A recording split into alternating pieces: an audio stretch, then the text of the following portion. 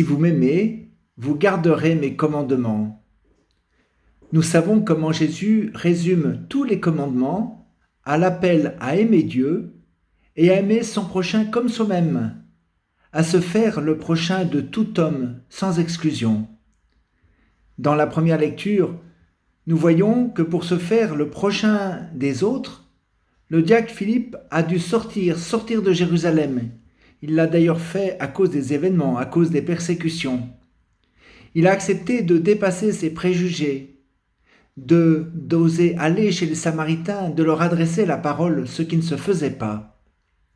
Nous aussi, Jésus nous invite à nous faire le prochain de tous, à sortir de nous-mêmes, de nos enfermements. Dans la première lecture de ce dimanche, celle du livre des Actes des Apôtres, j'aime la place de Pierre. Il n'est pas celui qui fait tomber plein de décisions qui viennent d'en haut, basées sur une stratégie, mais celui qui a su écouter et entendre ce qui se passe en Samarie. Il est celui qui va confirmer ce que l'Esprit Saint a suscité avec Philippe. Il l'encourage, il donne les moyens et même le moyen par excellence, l'Esprit Saint. Voilà une vraie et une belle subsidiarité, pour reprendre un mot très à la mode en Église et dans la société civile. Dans l'Évangile, dans le récit du dernier repas de Jésus chez Saint Jean, au moment où Jésus donne ses dernières volontés à ses apôtres, au moment où il va donner sa vie, où il vient de lier si fort l'institution de l'Eucharistie et le lavement des pieds, il nous appelle à lier très fort le fait de nous dire croyants, de dire que nous aimons Jésus, et le fait d'aimer nos frères. Si vous m'aimez vraiment, si vous avez la foi en moi, vous garderez mes commandements, c'est-à-dire vous aimerez vos frères, vous prendrez la place de serviteur en acte. Dans les Actes des Apôtres, ce qui attire les habitants de Samarie, ce ne sont pas d'abord les paroles de Philippe, mais le bien qu'il fait, le fait qu'il se fasse proche de tous ceux qui souffrent, qu'il leur permette de se remettre debout. Nous aimerions, comme Philippe ou comme Jésus, pouvoir guérir ceux qui sont atteints du Covid-19 ou de toute autre souffrance. Nous ne pouvons pas guérir, mais nous pouvons nous faire proches de ceux qui souffrent, ceux qui sont autour de nous ou ceux qui souffrent ailleurs dans le monde. Nous n'oublions pas que la faim dans le monde est en pleine explosion avec les événements actuels. Pour ce qui est de la capacité à guérir, je voyais sur Internet au Brésil une interpellation forte à tous les prêtres et pasteurs, les vedettes, qui attirent des foules en faisant des rassemblements de guérison.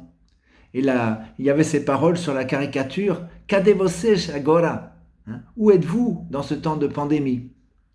Mais nous savons ce qu'il faut penser de ceux qui prétendent avoir des pouvoirs magiques et de ceux qui font la promotion de ces pratiques. Nous savons aussi ce qu'il faut penser de toutes les recettes miracles qui ont circulé dans les réseaux sociaux. Dans la lettre qu'il écrit aux croyants qui connaissent la persécution, Pierre a cette phrase que je cite en l'adaptant un peu. « Soyez toujours prêts à rendre compte de l'espérance qui est en vous, à en rendre compte avec douceur et respect, à le faire par votre bonne conduite, en n'ayant pas peur de souffrir en faisant le bien. » Dans un moment de grand bouleversement, de grande incertitude, notamment du point de vue économique, qu'est-ce qui fait sens? Qu'est-ce qui parle aux gens, qu'ils soient croyants ou non? Ce ne sont pas des paroles, mais c'est l'engagement concret de tous, croyants ou non, aux côtés de ceux qui souffrent, pour préparer le monde dont on nous répète qu'il ne pourra pas se faire comme avant. Quelle joie pour moi de voir nombre d'entre vous engagés à la fois dans nos paroisses et dans les initiatives communales ou associatives à Champigny et Chenevière.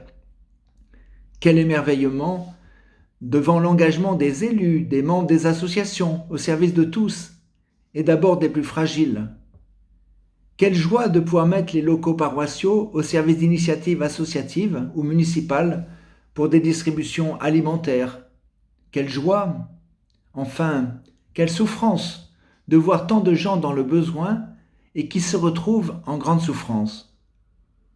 Quelle joie de voir que l'on met sous le feu des projecteurs ceux dont le travail passait inaperçu jusque-là, et qu'on cite si souvent actuellement les soignants, ceux qui travaillent dans la chaîne agroalimentaire, tous ceux qui font que nous pouvons vivre. On peut craindre que cette considération ne s'éteigne vite. Déjà, les applaudissements de 20 heures se sont tus dans bien des quartiers. Ce qui est aussi normal car il faut passer à un autre type de reconnaissance. Quelle joie d'être témoin au jour le jour de l'engagement de mes collègues à l'EHPAD de Villiers-sur-Marne, d'entendre ceux d'entre vous qui passaient à l'église quand j'y suis parler de leur passion pour le service des malades, des personnes handicapées ou âgées. L'autre jour, dans l'église Jean 23, Philippine m'interpelle. « Salut collègue !» J'espère bien qu'au décours de cette crise, nous pourrons avancer dans la fondation d'un groupe de parole pour faire le lien entre notre vie et notre foi engagée au service des plus fragiles. J'avoue que j'aimerais bien pouvoir durer dans cet engagement de prêtre aide-soignant. Je vois trop combien il fait signe pour beaucoup, combien il nourrit ma prière, ma méditation de l'Évangile. Dans la feuille paroissiale, vous trouverez copie d'une tribune de Nathalie Trouillet dans le journal La Vie du 7 mai qui nous interroge avec force. Nos paroisses sont-elles prêtes à l'afflux de la misère qui va déferler ?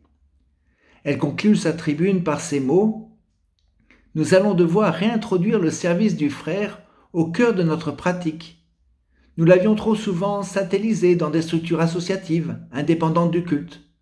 Pourtant, nous allons apprendre à passer de la distribution du colis alimentaire à l'Eucharistie, comme on passe du Kyrie au Gloria.